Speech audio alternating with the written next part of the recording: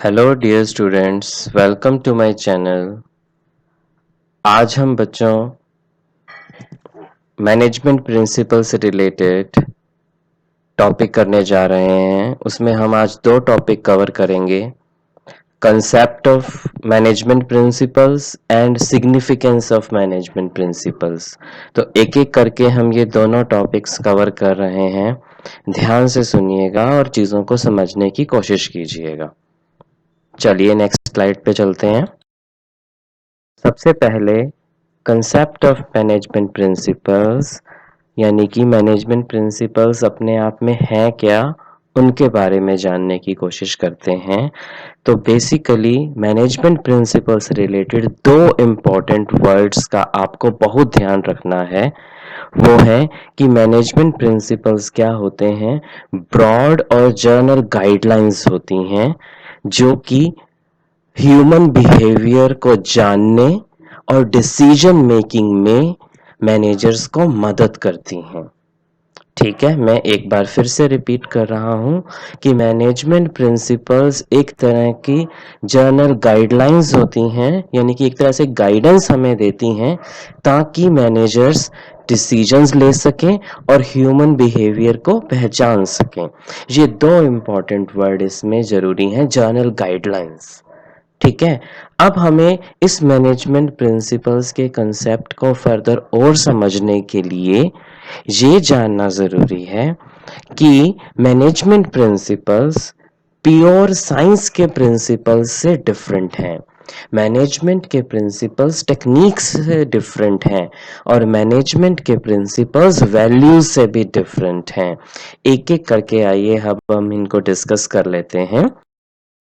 Management principles pure sciences से different हैं, यानी कि जो प्योर साइंस है जैसे फिजिक्स, केमिस्ट्री और बायोलॉजी, उनके प्रिंसिपल से बिल्कुल डिफरेंट हैं।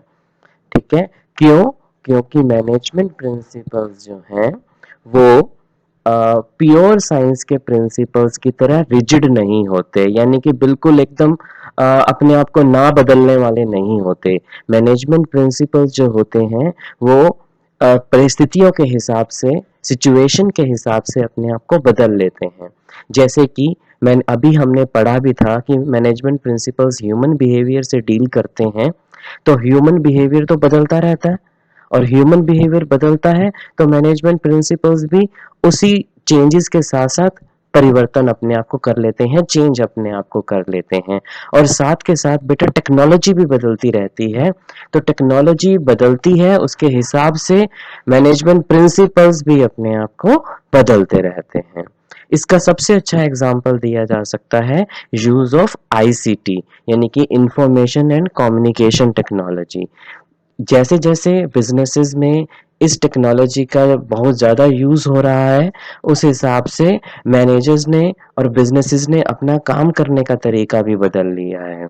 अब ये हो ये रहा है कि कंपनी का एक हेडक्वार्टर होता है और वहाँ पर सारा कंप्यूटराइज सिस्टम होता है और वो देश और दुनिया में अलग-अलग जो ब्रांचेस हैं, जहाँ पर अलग-अलग तरह से काम हो रहा है, वहाँ पर बैठे हुए वर्कर्स के साथ वो कम्युनिकेट कर पाते हैं और सारी चीज़ों का हिसाब किताब भी उनसे इंफॉर्मेशन एंड कम्युनिकेशन टेक्नोलॉजी की मदद से ले पाते हैं। ठीक है, तो मैनेजमेंट ने और मैनेजमेंट प्रिंसिपल्स ने बदलती हुई टेक्नोलॉजी के हिसाब से अपने आप को चेंज किया। चलते हैं, अब देखते हैं कि मैनेजमेंट टेक्निक्स से कैसे डिफरेंट है। तो जो टेक्निक्स होती हैं पहले उनको समझते हैं। टेक्निक्स जो हैं वो किसी भी काम को करने का प्रोसेस या फिर मेथड होता है, यानी कि जो टेक्निक्स है वो इस तरह से चलती हैं कि पहले हम इनपुट डालते हैं किसी मशीन में, फिर उसमें प्रोसेस होता है और फिर उसमें से आउटपुट बाहर निकलता है। ठीक है, इस पूरे प्रोसेस को जो है प्रोसीजर को हम टेक्निक्स कहते हैं कि पर्टिकुलर कोई टेक्निक को फॉलो करके ही ये प्रोसीजर या मेथड फॉलो किए जाते हैं, जो कि एक सीरीज ऑफ स्टेप्स में चलता है, पहले इनपुट फिर प्रोसेस और फिर आउटपुट। बट प्रिंसिपल्स इस तरह से नहीं होते। प्रिंसिपल्स जो हैं सिर्फ आपको गाइडेंस प्रोवाइड करते हैं, जैसे शुरू में भी हमने पढ़ा था, ताकि आप डिसीजंस ले सकें। हालांकि प्रिंसिपल्स और टेक्निक में ये रिलेशन जरूर है कि इन्हीं गाइडेंस और डिसीजंस मेकिंग की वजह से हमें टेक्निक्स को सही तरह से प्रैक्टिस करने में हेल्प मिलती है। अब नेक्स्ट, वैल्यूज से कैसे ये डिफरेंट है। अच्छा, वैल्यूज क्या होती हैं पहले वो जान लेंगे कि वैल्यूज वो होती हैं जो आज की प्रेजेंट सोसाइटी में हमारे लिए एक्सेप्टेबल है और डिजायरेबल है। कहने का क्या मतलब हुआ कि आजकल के टाइम में जिन चीजों को हम मान लेते हैं और जो जरूरी होती हैं वही वैल्यूज बन जाती हैं। जैसे अभी भी ये कहा जा रहा है कोरोना वायरस जो सब हम सब पर अटैक किए हुए हैं, और हम अब जब दोबारा से इस पैंडेमिक से निकलेंगे तो हमारी जो सोशल वैल्यूज हैं वो बिल्कुल बदल चुकी होंगी, और जो प्रेजेंटली डिजायरेबल होगा वो ये होगा कि हम जो है मास्क लगा के चलें, एक दूसरे से डिस्टेंस बना के चलें। ठीक है, तो ये सारी वैल्यूज हमें अडॉप्ट करनी पड़ेंगी, तो यही एक्सेप्टेबल होगा, यही डिजायरेबल भी होगा। ठीक है, और इसमें वैल्यूज में कहीं ना कहीं मॉरल कॉनोटेशंस जरूर होती हैं। अब ये जो वर्ड आया है मॉरल कॉनोटेशंस, इसका मतलब ये होता है कि कहीं ना कहीं मोरालिटी का एलिमेंट जो होता है वो जरूर मैनेजमेंट प्रिंसिपल्स में आ जाता है। ठीक है, और ये कैसे आता है मोरालिटी का कॉनोटेशन? जैसे वैल्यूज जो होती हैं वो ऑनेस्टी से जुड़ी हुई होती हैं, ट्रस्ट से जुड़ी हुई होती हैं, फेथ से जुड़ी हुई होती हैं। ठीक है, और सारे के सारे एथिकल कंडक्ट से जुड़ी हुई होती हैं। तो कहीं ना कहीं इनमें मोरालिटी का एलिमेंट वैल्यूज में जरूर होता है, इसीलिए हम नॉर्मली टर्म क्या यूज करते हैं, मॉरल वैल्यूज। तो ये तो हमने समझा वैल्यूज को। पर वही बात दोबारा से आ गई, प्रिंसिपल्स वैल्यूज तो नहीं होते। प्रिंसिपल्स तो सिर्फ क्या है, गाइडेंस है बिहेवियर को पहचानने में, गाइडेंस है डिसीजन मेकिंग लेने में। बट हाँ, इसमें ये जरूर जुड़ा हुआ है आपस में कि मैनेजमेंट प्रिंसिपल्स जो होते हैं वो कहीं ना कहीं वैल्यूज पर जरूर बेस्ड होते हैं। कहीं ना कहीं जो ह्यूमन वैल्यूज होती हैं जो प्रेजेंट सोसाइटी में होती हैं, उन्हीं से ही मैनेजमेंट प्रिंसिपल्स डिराइव किए जाते हैं या बनाए जाते हैं। आगे हम अब सिग्निफिकेंस को समझते हैं, मैनेजमेंट प्रिंसिपल का सिग्निफिकेंस क्या है, एक एक करके सारे। तो पहले ये समझने की जरूरत है कि जो मैनेजमेंट प्रिंसिपल्स का सिग्निफिकेंस है वो उसकी यूटिलिटी से डिराइव किया जाता है। यानी कि मैनेजमेंट प्रिंसिपल्स कितना हमारे लिए यूटिलिटी रखते हैं, कितनी हमारे लिए उपयोगिता रखते हैं, उसी से ही पता चल जाएगा कि मैनेजमेंट प्रिंसिपल कितने सिग्निफिकेंट हैं। तो ये सारे जो पॉइंट दे रखे हैं ये आगे एक एक करके हम पढ़ने वाले हैं। तो चलिए आगे चलते हैं। तो सबसे पहला आपका जो आता है, मैनेजमेंट प्रिंसिपल्स को मानने से मैनेजर्स की नॉलेज, एबिलिटी और अंडरस्टैंडिंग में इंक्रीज होता है, और मैनेजर्स को ये जानने में मदद मिलती है कि वो अपनी पास्ट मिस्टेक्स को, जो पहले उन्होंने गलतियां की हैं, उसको ना दोहराएं। इसका सबसे अच्छा एग्जाम्पल लिया जा सकता है कि मान लीजिए एक मैनेजर ये डिसाइड करता है कि मैं सारे काम खुद कर लूंगा, मुझे अपने सबॉर्डिनेट्स को कोई काम नहीं देना है। शायद उसका उन पर विश्वास ना हो इस करके, पर लेटर ऑन वो ये पाता है कि ये सारे काम का बर्डन मैंने ले लिया। एक तो कि सारे सबॉर्डिनेट्स तो खाली बैठे हैं, उनको कुछ काम नहीं है, वो वेस्ट हो रहे हैं सारे ह्यूमन रिसोर्सेज, प्लस मुझ पर इतना काम का बर्डन है तो कोई भी काम ढंग से पूरा नहीं हो पा रहा है। तो इन्हीं गलतियों को जब वो पहचान कर लेगा तो अगली बार वो क्या करेगा, धीरे धीरे अपना काम जो होगा वो सबॉर्डिनेट्स को देना शुरू करेगा। ठीक है, तो यही जो डेलीगेशन ऑफ टास्क है, अथॉरिटी रिस्पॉन्सिबिलिटी को जो समझना है, यही मैनेजमेंट प्रिंसिपल्स की अंडरस्टैंडिंग है, और इससे मैनेजर्स को सच्चाई के बारे में पता चलता है। ठीक है, अब अगली इंपॉर्टेंस पे हम चलते हैं, minimum utilisation of resources and effective administration. हमें ये पता है, और इकोनॉमिक्स में भी हम पढ़ते हैं कि जो रिसोर्सेज हैं, चाहे वो ह्यूमन रिसोर्सेज हो चाहे वो मटेरियल रिसोर्सेज हो, दोनों ही कम मात्रा में अवेलेबल हैं। बट हमें उनकी वांट बहुत ज़्यादा होती है, हम चाहते हैं कि रिसोर्सेज ज़्यादा मिल जाए, बट होते वो स्केर्स हैं। Right right. अब उनका ऑप्टिमम यूटिलाइजेशन बहुत ज़रूरी है। और ऑप्टिमम यूटिलाइजेशन तब मिलता है जब हमें वो रिसोर्सेज हम मिनिमम कॉस्ट पे अवेल कर पाए और उनसे बेनिफिट जो हो वो मैक्सिमम मिले। ठीक है। अब मैनेजमेंट प्रिंसिपल्स ऑप्टिमम यूटिलाइजेशन में कैसे हेल्प करते हैं कि वो मैनेजरियल डिस्क्रिशन जो होती है, यानी कि मैनेजमेंट वाले अपने हिसाब से जो डिसीजन ले लेते हैं, कुछ भी डिसीजन ले लेते हैं, उसकी बाउंड्रीज को लिमिट कर देता है। यानी कि मैनेजमेंट प्रिंसिपल्स को फॉलो करने से कोई भी मैनेजर अपने हिसाब से डिसीजन नहीं ले सकता। वो जो डिसीजन लेगा वो मैनेजमेंट प्रिंसिपल्स को फॉलो करते हुए लिमिट में लेगा। और ऐसे डिसीजन जो होंगे वो बेटर होंगे, अच्छे होंगे, और इससे जो रिसोर्सेज होंगे वो अच्छे तरीके से यूटिलाइज हो पाएंगे। ठीक है। तो एग्जाम्पल जैसे हम ये कह सकते हैं कि मान लीजिए कि पूरी कंपनी का जो पूरे साल का एनुअल बजट है वो अलग अलग डिपार्टमेंट्स में डिस्ट्रीब्यूट किया जाना है वो मनी। तो कोई भी मैनेजर अगर अपनी पर्सनल चॉइस के हिसाब से किसी खास डिपार्टमेंट को, किसी खास मैनेजर को ज्यादा फंडिंग कर देगा, और इससे क्या होगा, बाकी डिपार्टमेंट्स को शायद कम पैसा मिले, तो वो ओवरऑल ऑर्गेनाइजेशन के लिए बेटर नहीं होगा। ठीक है। तो मैनेजमेंट प्रिंसिपल्स में से एक प्रिंसिपल है जो फ्रियोल के प्रिंसिपल्स में हम आगे चल के पढ़ेंगे, subordination of personal interest to the organisational interest. यानी कि यहां पर बजट एलोकेशन करते समय एक मैनेजर को जैसे फाइनेंशियल मैनेजर ये बजट एलोकेट करेगा तो उसे अपने पर्सनल इंटरेस्ट को नहीं देखना है, बजट एलोकेट करते समय पूरे ऑर्गेनाइजेशन के इंटरेस्ट को देखना है। यानी कि मैनेजमेंट प्रिंसिपल्स को कहीं ना कहीं ये हो सकता है कि हम फॉलो करके सारे रिसोर्सेज का अच्छे से यूटिलाइजेशन कर पाएंगे। अब नेक्स्ट पे चलते। मैनेजमेंट प्रिंसिपल्स जो होते हैं वो साइंटिफिक डिसीजन मेकिंग में हेल्प करते हैं। पर सबसे पहले हम ये समझें कि साइंटिफिक डिसीजंस होते क्या हैं। कोई भी डिसीजन साइंटिफिक डिसीजन नहीं हो सकता। एक होता है कि डिसीजन ले लिया जस्ट, अब वो कितना सही रहेगा कितना रहेगा नहीं रहेगा कोई नहीं जानता।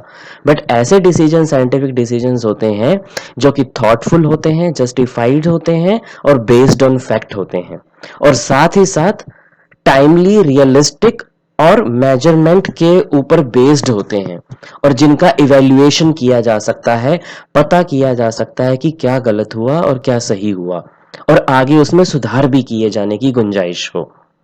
ठीक है। यानी कि ऐसे डिसीजन जो फैक्ट्स पर बेस्ड हो, सच्चाई पर आधारित हो, ऐसे ही नहीं डिसीजन ले लिए गए हों। ठीक है। पूरी सोच समझ के साथ, थॉटफुलनेस के साथ लिए गए हों। ठीक है। ऐसे डिसीजन साइंटिफिक डिसीजन होते हैं। और मैनेजमेंट प्रिंसिपल्स क्या करते हैं, वो भी लॉजिक पर आधारित होते हैं, रीजनिंग पर आधारित होते हैं, फैक्ट्स पर आधारित होते हैं। तो जब हम मैनेजमेंट प्रिंसिपल्स को फॉलो करके कोई डिसीजन लेते हैं तो वो थॉटफुल डिसीजन मेकिंग में बदल जाता है, यानी कि वो decision making scientific decision making में बदल जाता है। ठीक है। और इसका सबसे अच्छा एग्जाम्पल दिया जा सकता है अभी प्रेजेंट सिचुएशंस में जिनसे हम गुजर रहे हैं, वो हमारी जो कोरोना वायरस या कोविड-19 पेंडेमिक से गुजर रहे हैं। तो हमारी गवर्नमेंट भी एक ऑर्गेनाइजेशन है जो कि बड़े ही ध्यान से साइंटिफिक डिसीजन लेते हुए चल रही है। पहले उन्होंने लॉकडाउन लगाया, अब धीरे धीरे वो लॉकडाउन को हटा रहे हैं, धीरे धीरे कुछ सर्विसेज को, कुछ शॉप्स को, कुछ बिजनेसेस को अलाउ कर रहे हैं। तो ये एक बड़ा ही थॉटफुल और साइंटिफिक डिसीजन प्रोसेस है, और ये कहीं ना कहीं अच्छे से इस पूरे पेंडेमिक को या एक आई हुई समस्या को अच्छे से मैनेज करने का एक तरीका है। और ये जो सारा डिसीजन मेकिंग हो रही है, गवर्नमेंट जाने अनजाने में कहीं ना कहीं मैनेजमेंट प्रिंसिपल्स को ही फॉलो कर रही है, तभी इतना थॉटफुल, जस्टिफाइड और फैक्ट्स पर बेस्ड डिसीजन हो रहा है। ठीक है। तो नेक्स्ट अब हम चलते पॉइंट पे, मीटिंग चेंजिंग रिक्वायरमेंट्स। अब हमें ये पता है, हमने पहले ही पढ़ा कि मैनेजमेंट प्रिंसिपल्स जो होते हैं वो प्योर साइंस की तरह नहीं होते। मैनेजमेंट प्रिंसिपल्स फ्लेक्सिबल होते हैं, और जैसे जैसे एनवायरनमेंट बदलता है, ह्यूमन बिहेवियर बदलता है, टेक्नोलॉजी बदलती है, वैसे वैसे मैनेजमेंट प्रिंसिपल्स भी अपने आप को चेंज कर लेते हैं। मॉडिफाई हो जाते हैं जैसे जैसे रिक्वायरमेंट होती है। जैसे कि एग्जाम्पल दिए जा सकते हैं कि आउटसोर्सिंग का एग्जाम्पल इसमें हम दे सकते हैं कि बिजनेसेस आजकल क्या कर रहे हैं, अपनी जो है कोर और नॉन कोर एक्टिविटीज को भी जो है आउटसोर्स कर रहे हैं। ठीक है, अब कोर और नॉन कोर एक्टिविटीज क्या होती हैं कि बड़े बड़े डिसीजन लेने हैं, जैसे प्रोडक्ट डिजाइन है, फैक्ट्री कहाँ लगानी है नहीं लगानी है, वो डिसीजन मेकिंग है, तो वो कोर डिसीजन मेकिंग है। जबकि एडवर्टीजमेंट करना, कस्टमर केयर हैंडलिंग करना, वो नॉन कोर एक्टिविटीज हैं जो बिजनेसेस के मेन काम नहीं है, अदरवाइज वर्क हैं जो बिजनेस के एडिशनल वर्क हैं। ठीक है, तो ये सारे काम आजकल कंपनीज क्या कर रही हैं, आउटसोर्स कर रही हैं, अलग अलग बिजनेसेस को दे रहे हैं। और इसी बेस पर क्या हो रहा है, आजकल बीपीओ, केपीओ, इस तरह के बिजनेस प्रोसेस आउटसोर्सिंग वाले जो यूनिट्स हैं वो बहुत ओपन अप हो रहे हैं। ठीक है, तो ये बिजनेस एनवायरनमेंट की वजह से ही है कि बिजनेसेस जो हैं इस बदलते हुए एनवायरनमेंट के हिसाब से अपने बिजनेस एक्टिविटीज को भी चेंज कर रहे हैं। अब नेक्स्ट पॉइंट पे हम is fulfilling the social responsibility। तो मैनेजमेंट प्रिंसिपल्स क्या कर पा रहे हैं कि बदलते हुए एनवायरनमेंट के हिसाब से जो कि पब्लिक में इतनी अवेयरनेस बढ़ गई है, उस बढ़ती हुई अवेयरनेस की वजह से वो ये समझ पा रहे हैं कि बिजनेसेस को अपनी सोशल रिस्पॉन्सिबिलिटी पूरी करनी चाहिए। और बिजनेसेस भी इस बढ़ती अवेयरनेस के कारण ये आजकल बहुत प्रयास कर रहे हैं कि उन्हें सोशल रिस्पॉन्सिबिलिटी पूरी करनी चाहिए। और इसी अवेयरनेस के कारण ये हो पा रहा है कि कंपनीज एक्ट 2013 में चेंज करके अब ये हर एक कंपनी के लिए कंपलसरी कर दिया गया है कि वो एटलीस्ट 2% अपना CSR यानी कि कॉर्पोरेट सोशल रिस्पॉन्सिबिलिटी पर खर्च करेंगे। ठीक है, तो मैनेजमेंट प्रिंसिपल्स भी जो है वो इसी को ही इंटरप्रेट करते हैं, और नए नए जो चेंजेस आ रहे हैं तो उसी हिसाब से जो मैनेजमेंट प्रिंसिपल्स भी हैं वो उसी हिसाब से अपने आप को बदल रहे हैं। जैसे कि एक फेयोल का प्रिंसिपल है इक्विटी का, कि सारे एम्प्लॉयज के बीच में बराबरी का बर्ताव किया जाए, तो ये भी कहीं ना कहीं सोशल रिस्पॉन्सिबिलिटी को ही पूरा करना है। ठीक है, इसी के साथ साथ एक बहुत अच्छा एग्जाम्पल दिया जा सकता है श्री महिला गृह उद्योग लिज्जत पापड़। लिज्जत पापड़ हम सब जानते हैं, अमूल का इसमें एग्जाम्पल दिया जा सकता है। तो वो भी दोनों इस तरह की कोऑपरेटिव ऑर्गेनाइजेशंस हैं जो कि बहुत हद तक अपनी सोशल रिस्पॉन्सिबिलिटी को पूरा कर रही हैं। अब अगले हम कंटिन्यू करते हैं तो देखते हैं कि ये आपकी एनसीईआरटी की बुक में इस तरह का आपको पूरी लिज्जत पापड़ की पूरी स्टोरी मिल जाएगी। और इसमें बेसिकली लिज्जत पापड़ जो उद्योग है वो किस तरह से अपनी सोशल रिस्पॉन्सिबिलिटी को पूरा कर रहा है, इस पूरे आर्टिकल में से मैंने कुछ एक पॉइंट्स उठाए हैं। वो हैं सेल्फ रिलायंस, वुमेन एम्पावरमेंट, क्योंकि ये महिलाओं द्वारा चलाया जाता है। ठीक है, पूरा का पूरा लिज्जत पापड़ का जो पूरा कंसेप्ट है वो है ही महिलाओं से चलाया जाने वाला उद्योग। Devotion to the work, quality goods provide करना, और वो पापड़ जो होते हैं बहुत ही रीजनेबली प्राइस्ड भी होते हैं। ठीक है, तो ये वो एथिक्स को भी फॉलो करते हैं और सोशल रिस्पॉन्सिबिलिटी को भी कहीं ना कहीं अपना पूरा करते हैं। राइट, तो ये आर्टिकल आप जरूर अपनी एनसीईआरटी की बुक में से या एनसीईआरटी की वेबसाइट पर पीडीएफ में ये पड़ा हुआ है, वहां से आपको ये आसानी से मिल जाएगा और आप इसको पूरा जरूर पढ़िएगा। और कहीं ना कहीं इन्हीं बॉक्स्ड आइटम्स में से आपको केस स्टडीज भी पेपर में आ जाती हैं। तो सारी बुक पढ़ते पढ़ते इनको वैसे ही नहीं छोड़ देना, ये टिप है बेटा, ये ध्यान रखना। अब नेक्स्ट हम management training research and education. तो मैनेजमेंट प्रिंसिपल्स किस तरह से इसमें हेल्प करते हैं, हम दो पार्ट्स में इसको करेंगे। पहले तो मैनेजमेंट प्रिंसिपल्स जो हैं वो मैनेजमेंट ट्रेनिंग और एजुकेशन पर ही बेस्ड होते हैं। ठीक है, यानी कि जितनी भी मैनेजमेंट की ट्रेनिंग होती है और जितनी भी एजुकेशन होती है उसका बेस मैनेजमेंट प्रिंसिपल्स ही होते हैं। आपको पता होगा कि आगे चल के आप में से ही कई बच्चे जो हैं बड़े बड़े मैनेजमेंट इंस्टीट्यूशंस जैसे आईआईएम्स में एडमिशन भी लेंगे। आईआईएम अहमदाबाद, आईआईएम बेंगलोर, कलकत्ता और भी देश में बहुत सारे आईआईएम्स हैं। तो वो पहले एक एप्टीट्यूड टेस्ट कंडक्ट करते हैं, ठीक है। मैट का भी एग्जाम होता है और कैट का भी एग्जाम होता है, तो उसी के बेस पर आप इन एंट्रेंस एग्जाम देते हो और इन मैनेजमेंट इंस्टीट्यूट्स में तभी एंट्रेंस मिलती है आपको, ठीक है। और इन इन टेस्ट में जो क्वेश्चंस होते हैं उनका बेस, यानी कि उनकी उन क्वेश्चंस की डेवलपमेंट मैनेजमेंट प्रिंसिपल्स के ही बेस पर की जाती है, ठीक है। तो यानी कि कहीं ना कहीं मैनेजमेंट की एजुकेशन का बेस मैनेजमेंट प्रिंसिपल्स ही हैं, और उन्हीं से फिर अच्छे अच्छे मैनेजर बन के निकल के भी आते हैं जो कंपनीज में काम करते हैं। नेक्स्ट आता है management training, sorry management research.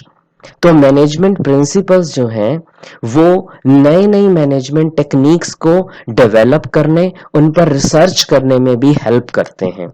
जैसे आजकल जो है जापानीज टेक्निक्स कानबान और कजान जो हैं वो बहुत पॉपुलर हैं, और जापानीज उन टेक्निक्स को दुनिया भर की कंपनीज यूज करती हैं।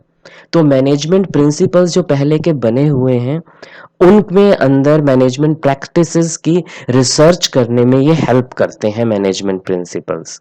अब मैं थोड़ा सा कजान और कानबान के बारे में बता दूं कि कानबान क्या होता है, जस्ट इन टाइम। इसका मतलब है कि आपका रॉ मटेरियल का स्टॉक ना करके रखना पड़े, बल्कि आप जब चाहो तभी आपको सप्लायर तुरंत आपको रॉ मटेरियल अवेलेबल करा दे। और जापानीज कंपनीज इस मामले में सबसे बेस्ट मानी जाती हैं।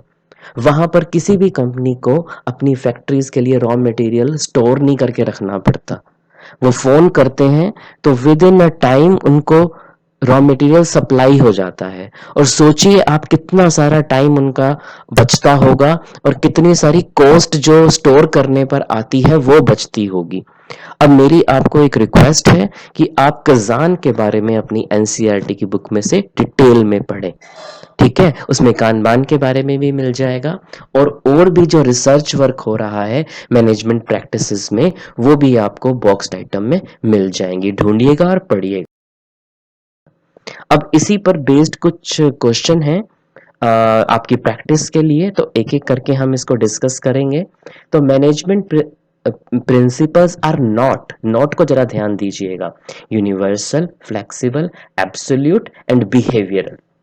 मैं कुछ सेकंड रुकता हूं, आपका आंसर का वेट करता हूं, मन में सोचिएगा, फिर आंसर यहां पर स्लाइड में पॉपअप हो जाएगा। सो the answer is, it is not absolute. Universal है, फ्लेक्सिबल है और बिहेवियरल भी है, बट एब्सोल्यूट नहीं है साइंसेस की तरह, प्योर साइंस की तरह। अगला question, how are principles of management formed, बनाए कैसे जाते हैं मैनेजमेंट प्रिंसिपल्स, लेबोरेटरी में, मैनेजर्स के एक्सपीरियंसेस से, कस्टमर के एक्सपीरियंस से, या सोशल साइंटिस्ट जो होते हैं उनकी मान लेने से, प्रोपोगेशन से, मान्यताओं से, उनके नियमों से। तो चारों ऑप्शंस में से क्या आंसर रहेगा? I will wait for a second, then answer will pop up in your screen. तो मैं चाहता हूं कि आप मन में सोचें और टेस्ट करें अपने आप को, right. So the answer is B, it is developed by experiences of manager. जो टेलर और फेयोल थे वो बहुत अच्छे मैनेजर थे, उन्होंने अपने ऑर्गेनाइजेशंस में काम करते हुए अलग अलग एक्सपीरियंसेस किए और उन्हीं एक्सपीरियंस को इकट्ठा करके मैनेजमेंट के प्रिंसिपल्स बना दिए, ठीक है। तो टेलर और फेयोल के बारे में हम आगे चल के पढ़ने वाले हैं, राइट। उसी लिए उसका एग्जाम्पल है। क्वेश्चन है मल्टीपल चॉइस वाला, यूज ऑफ आईटीसी, ये पहले अभी आया था किसी स्लाइड में, याद होगा, helps businesses to take advantage of great coverage of market and oversee the workforce at different areas. These changes in management of organizations show that, in changes का को क्या दिखाते हैं, वो सिग्निफिकेंस के पॉइंट्स हैं, याद करिए कौन सा वाला सिग्निफिकेंस है। Management principle, sorry, concept of management principle में से कोई पॉइंट है, प्योर साइंस, वैल्यूज और टेक्निक नहीं है मैनेजमेंट प्रिंसिपल, इनमें से कौन सा पॉइंट शो करता है? ये थोड़ा सा ट्रिकी है, तो बताइए मुझे इसका। 2 सेकंड रुक रहा हूं। So the answer is management principles are not like the principles of pure sciences, क्योंकि बदलते एनवायरनमेंट के साथ उन्होंने बदल दिया, टेक्नोलॉजी बदली तो मैनेजमेंट ने अपने आप को बदल लिया, मैनेजमेंट प्रिंसिपल्स ने अपने आप को चेंज कर लिया। ठीक है, अब अगले ट्रू और फॉल्स के क्वेश्चन है। अब तो क्या दो ही मैनेजमेंट थिंकर्स हैं, टेलर और फेयोल, जिन्होंने मैनेजमेंट प्रिंसिपल्स दिए हैं? तो मैं आपसे आंसर चाहता हूँ, ट्रू और फॉल्स। मैं पहले भी स्लाइड्स में इनका जिक्र कर चुका हूँ, टेलर और फेयर का बार बार आ रहा है, आगे भी चल के हमने पढ़ना है। तो आंसर क्या है? It is false. There are various thinkers, जैसे इन्हीं के साथ साथ मैक्स वेबर हुए हैं जिन्होंने ब्यूरोक्रेसी का प्रिंसिपल दिया है। आगे चल के हमने जो पढ़ना है हमारे सिलेबस में सिर्फ टेलर और फेयोल हैं। अब अगला क्वेश्चन लेते हैं।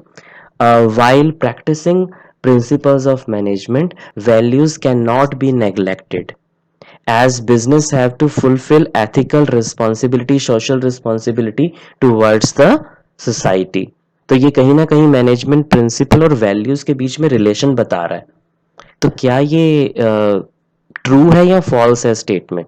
I am keeping shut for while. Answer दीजिए, अभी आंसर पॉपअप हो जाएगा कुछ सेकंड में।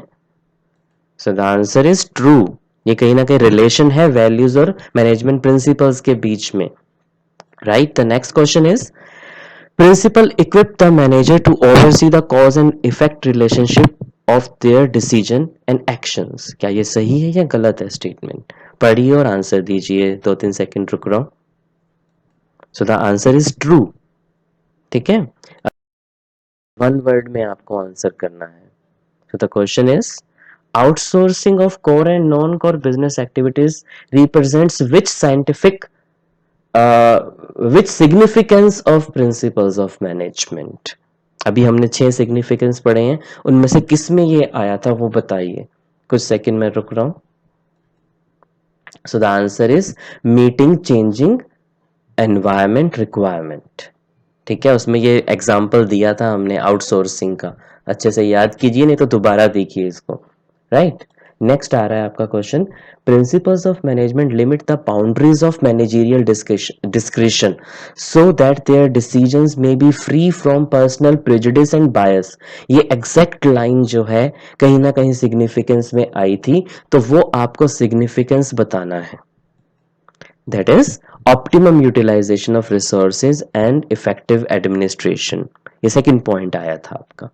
ठीक है, अब दैट इज माय डिस्क्लेमर है, तो कुछ सेकंड में आप ये पॉइंट्स पढ़ लीजिए, जिस पर बेस्ड मैंने ये बेस पर ये वीडियो तैयार किया है।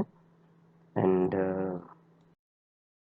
Thanks a lot. I hope कि आपको ये वीडियो पसंद आया होगा और इससे आपको बड़ी अच्छी गाइडेंस मिल जाएगी, एक तरह की इंट्रोडक्शन मिल जाएगी मैनेजमेंट प्रिंसिपल्स की।